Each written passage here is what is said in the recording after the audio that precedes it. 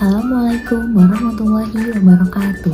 Perkenalkan, nama saya Najwa Konita dengan NIM 11812300000079 dari kelas 2C Program Studi Pendidikan Guru Madrasah Ibtidaiyah Universitas Islam Negeri UIN Syarif Hidayatullah Jakarta. Nah, di video kali ini saya akan membahas tentang praktek bahan ajar dari percobaan fotosintesis. Nah, adik-adik, dalam pembelajaran biologi terdapat dua praktikum yang terkait dalam percobaan fotosintesis. Nah, kedua praktikum tersebut adalah yang pertama, percobaan Ingenhousz, dan yang kedua, percobaan Sach. Nah, di video kali ini saya akan membahas dan menjelaskan tentang praktik percobaan Ingenhousz. Tetapi sebelum ke materi selanjutnya, saya akan menjelaskan tujuan dari kedua percobaan tersebut, yaitu tujuan dari percobaan Ingenhousz dan tujuan dari percobaan Sach. Nah, yang pertama, tujuan dari percobaan Ingenhousz. Tujuan dari percobaan Ingenhousz adalah membuktikan bahwa dalam proses fotosintesis menghasilkan oksigen. Sedangkan tujuan dari proses percobaan Sach adalah menunjukkan bahwa fotosintesis yang berlangsung pada daun memerlukan cahaya dan akan menghasilkan amilum. Nah, di sini adik-adik masih ingat gak apa itu proses fotosintesis? Proses fotosintesis merupakan proses yang dilakukan oleh tumbuhan dan organisme berklorofil lain untuk menghasilkan karbohidrat atau gula. Nah, secara sederhana, proses fotosintesis dapat diartikan sebagai proses yang dilakukan oleh tumbuhan untuk mengolah gas karbon dioksida atau CO2 dan air atau H2O dengan bantuan cahaya matahari dan klorofil diolah menjadi oksigen atau O2 dan karbohidrat C6H12O6. Oke adik-adik, di awal sudah dijelaskan tentang tujuan dari proses percobaan Ingenhousz, yaitu tujuan dari proses percobaan Ingenhousz adalah untuk membuktikan bahwa di dalam proses fotosintesis itu akan menghasilkan oksigen. Nah, banyaknya oksigen yang dihasilkan dalam sebuah proses fotosintesis ternyata dipengaruhi oleh beberapa faktor loh.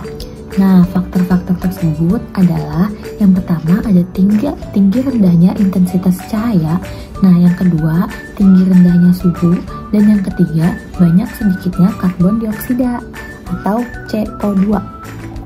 Lalu bagaimana faktor tersebut bisa mempengaruhi banyaknya hasil oksigen dalam proses fotosintesis?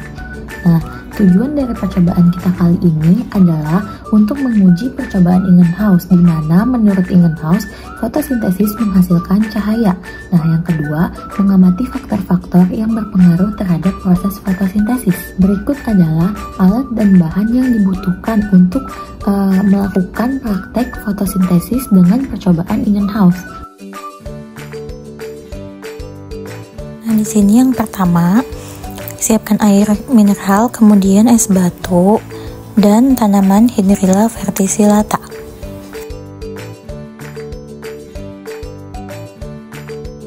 Kemudian masukkan es batu ke dalam botol 600 ml berisi air mineral.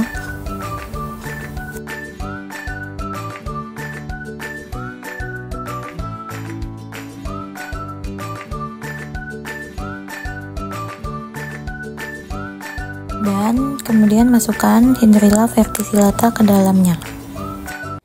Nah, yang kedua, kita akan menggunakan air dengan campuran soda kue atau NaHCO3.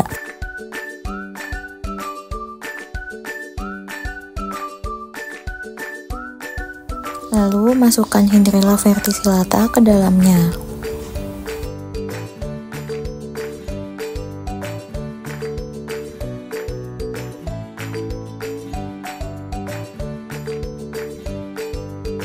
Nah, yang ketiga, masukkan Hydrilla verticillata ke dalam air tanpa campuran apapun.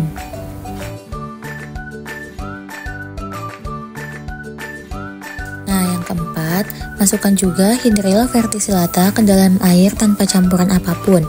Nah, di dua botol yang sama ini, kita akan ditaruh di tempat yang berbeda. Yang satu dengan paparan sinar matahari dan yang kedua di tempat yang tidak ada paparan sinar mataharinya. Nah, ini adalah ketiga Hydrilla verticillata yang terkena paparan sinar matahari. Dan ini adalah Hydrilla yang tidak terkena paparan sinar matahari. Nah, ini adalah hasil dari percobaan Ingenhousz dengan tambahan baking soda. Nah, bisa kita lihat di sini banyak sekali oksigen yang keluar dari Hydrilla tersebut. Kemudian ini adalah hasil percobaan Ingenhousz dengan air biasa dan terkena paparan sinar matahari.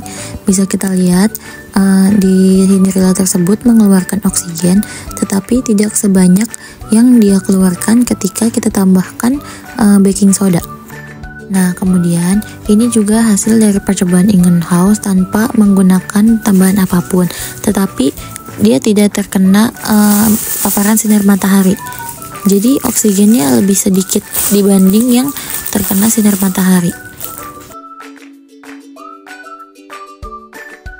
Dan ini merupakan percobaan Ingenhousz yang terakhir dengan tambahan media es batu.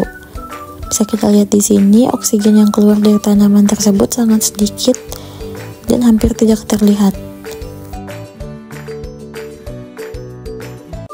Nah, ini adalah hasil dari proses percobaan Ingenhousz yang kita praktekkan tadi. Nah, tanda tambah di sini itu menunjukkan banyaknya oksigen yang muncul di dalam proses Ingenhousz tersebut. Nah, jadi paling banyak oksigen itu keluar pada percobaan Ingenhousz dengan tambahan soda kue, dan paling sedikit itu dengan tambahan es batu. Sekian video dari saya, kurang lebihnya mohon maaf. Wassalamualaikum warahmatullahi wabarakatuh.